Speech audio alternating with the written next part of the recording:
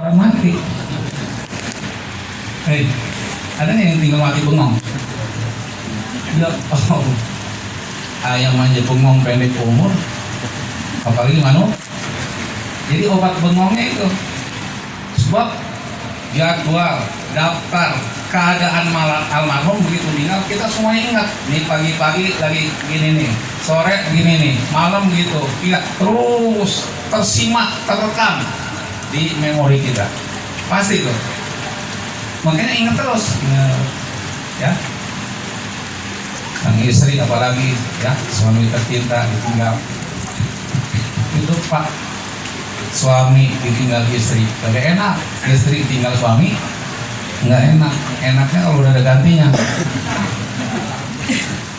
Nah jadi artinya apa?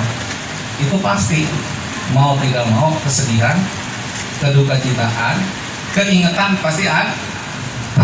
Disitulah di tengah-tengah ingatan sekali lagi apa? Obatnya adalah kirim doa, kirim istighfar. Ini siapapun ya buat yang kerja. Apa ya ada orang tinggal mati nggak keingetan, langsung lupa gitu. Rasanya nggak ada. Ya. Pasti kebayang, pasti kerekam apa keadaan yang dilakukan oleh almarhum. Ini alhamdulillah ya beliau punya keturunan yang solehah, bahkan punya menantu langsung bisa menggantikan ya kedudukannya. Kita doain nih Nur Aziz biar panjang umur, biar sehat, biar bisa menjalani sepak terjang, biar punya mertua orang tua. Mudah-mudahan amin ya robbal. Dan selain itu ya kita ini kalau memperingati baik ada istilah 3 hari, 7 hari, ya 100 hari. Ini ada 3 hikmah yang perlu kita petik. Pertama, hikmah dalam takziah ini doaan lil maut. Doain orang yang sudah meninggal. Itu saya rasa dari rumah kita sudah tahu mau doain almarhum. Mudah-mudahan doa kita dijabah. Apalagi lebih dari 40 orang nih. Saya tahu bikin besoknya 250, berarti orangnya 300 yang hadir. Ya, berarti ada waktu tetangganya kalau kurang ya. Mudah-mudahan cukup. Nah jadi kalau sekalian, begitu hebatnya antusias jamaah kepada almarhum karena cinta dan kasih sayang. Enggak segan-segan, enggak malas-malas datang. Saya emang udah niat mah kapan-kapan saya sehat, insya Allah pasti ada waktu. Insya Allah. Ini Pak, almarhum meninggal saya sedang kelengarnya. Sedang kelengarnya. Saya juga apa ada sisanya Pak kagak. Ya. Masya Allah. Saya juga hampir Pak. Bagus disisain. Ini doa Ustaz Khalil Mustajab. Ya Allah, mudah-mudahan tinggalin aja atuh Ustaz Akib. Sebab barengannya banyak. Sedang corona hebat. Ya. Tinggal menghayal. Aku sih keingetan terus Pak. Kita ini kalau saya cerita jelas, jadi setiap datang jenguk saya, nggak ada yang lain saya tanya, saya dulu namanya sehat. Udah nggak ada. Itu orang banyak kayak gitu. Kalian kelepasan ngomong semuanya minta. Kalau gitu pesan duluan, jangan ngomong. Ya Allah, itu Pak, karena kita keingetan semua itu, ya. Sudah hampir 1 bulan saya baru tahu almarhum meninggal. Nggak apa-apa, yang menjaga kemaslahatan karena kondisi saya dalam keadaan kurang lemah ya. 2,5 bulan saya sakit. Ya Allah, alhamdulillah saya sehat. Makanya sembuh langsung ke Sakuranda. Untuk kami 3 kan yang beralir ya. Obatan senang, obatan girang, mati kagak jadi. Woi, mati kagak jadi enak gak? Bahagia gak?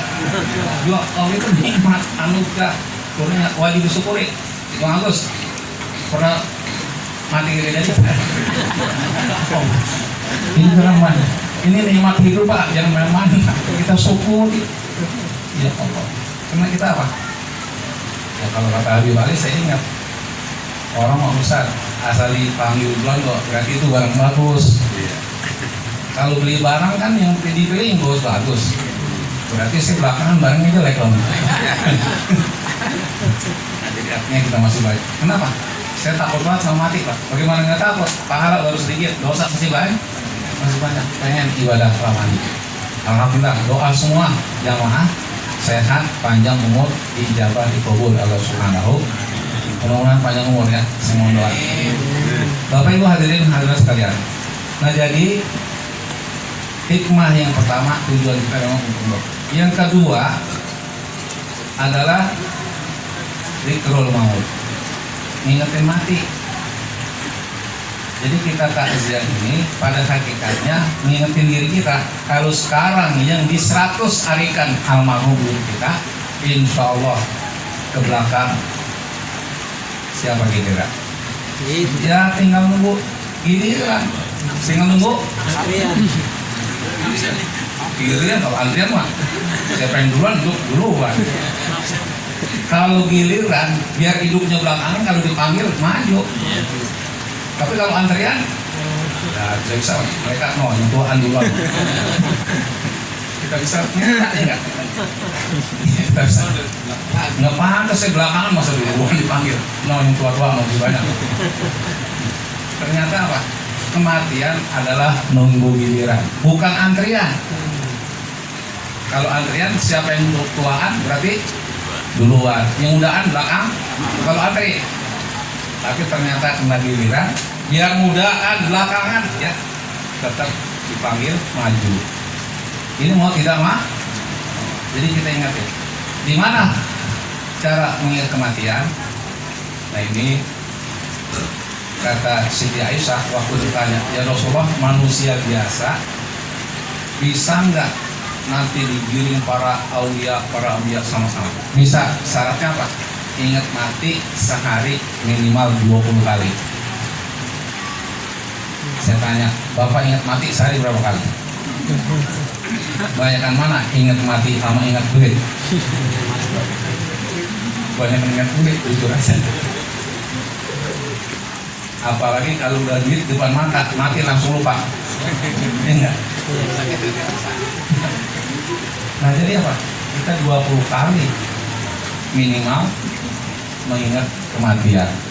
Nah inilah salah satunya hikmah takziah 100 hari mengingatkan diri kita suatu saat kita juga bakalan mati. Insya Allah kita mengingat semuanya dalam husnul khotimah ya. Jadi innamal a'mal bil khawatim, sesungguhnya pekerjaan tergantung penghabisannya. Biar awalnya bagus, begitu menjelang meninggal berbuat kemaksiatan, kejahatan sampai mati. Itu namanya su'ul. Ada yang masih muda amburadul, bajingan, sholat kagak, ngaji kagak, begitu menjelang ajal datang, dia insaf, dia tobat, dicabut nyawanya, membawa 2 kalimat syahadat. Itu namanya husnul khotimah. Gampang, contohnya ringan. Ini kalau husnul khotimah, habis belepotan mandi air got, kere comberan, langsung ke kamar mandi pakai sabun wangi, terus bersih, mati. Itu namanya husnul. Kalau su'ul khotimah, habis mandi pakai sabun wangi, nyebur ke got, belum naik mati di got juga. Itu namanya su'ul. Makanya kita jangan sampai mati di got, mati dalam keadaan keburukan. Nauzubillah min. Itu cuma 2. Ada dalam kitab Tandul Ghairil, orang berbanyak takut su'ul khotimah, nanya, bisakah orang itu mukmin beriman kepada Allah, imannya dicabut? Bisa. Gara-gara apa? Yang pertama, tidak pernah bersyukur dijadiin orang mukmin. Dijadiin orang mukmin beriman kepada Allah cuek baik. Ada azan, enggak ngaji cuek, masa bodoh aja. Jadi nggak pernah bersyukur dia jadi orang mukmin. Yang kedua, sesama mukmin saling nyakitin terus, itu jadi su'ul khotimah. Saudara sama saudara, tetangga sama, nggak pernah ada damainya, tidak pernah ada rukunnya, selalu hasud, sirik, dengki, ya enggak? Yang ada timbul itu ada itu penyakit yang membawa su'ul khotimah. Jadi pertama, tidak pernah bersyukur, dijadi mukmin. Kedua, selalu menyakiti sesama muslim. Itu bisa jadi membawa apa? Syukur khotimah. Dan selain itu, tidak pernah, yang ketiga, merasa cemburu, merasa curiga, merasa takut, imannya hilang. Jadi cuek. Jadi kita nih prihatin Pak, di akhir zaman iman, ya Allah, ini 14 abad yang lalu Nabi sudah mensinyalir dalam sebuah hadisnya bahwa dari badiru bil a'malis sholihah, sigrahkan amal kebaikan. Fa innahu satakunu fitanun kaqita ilal mujrim. Sesungguhnya nanti akan terjadi suatu ujian, suatu cobaan, gak jalannya seperti jalannya gelap malam. Malam paling lama 12 jam, gitu lah. Yusbihur rajulu mu'minan wa yumsi kafiran. Di waktu pagi orang masih mukmin, sore jadi kafir. Wa yusbihu mu'minan wa yumsi mu'minan wa yusbihu kafiran. Sore jadi mukmin, pagi jadi kafir. Apa yang terjadi? Ya bi'udinahu bi'ardin miyadma. Dia jual agamanya dengan materi, dengan mata benda dunia. Udah banyak belum sekarang? Gara-gara pangkat, gara-gara jabatan, gara-gara kedudukan, imannya telok. Ini akhir zaman. Makanya Nabi mengantisipasi dengan mensigrahkan amal soleh, insya Allah imannya kuat. Jadi jangan pura-pura wae. Ada pengajian pura-pura cuek, suara azan pura-pura nggak dengar. Enggak. Itu namanya apa? Tidak mensigrahkan untuk berbuat baik. Nanti nauzubillah bisa-bisa meninggal dalam keadaan syukur. Jadi kita minta kepada Allah semuanya yang hadir, kita, diri kita, keluarga kita, keluarga kita semuanya meninggal dunia dalam keadaan husnul khotimah, dikuatkan umat Islam.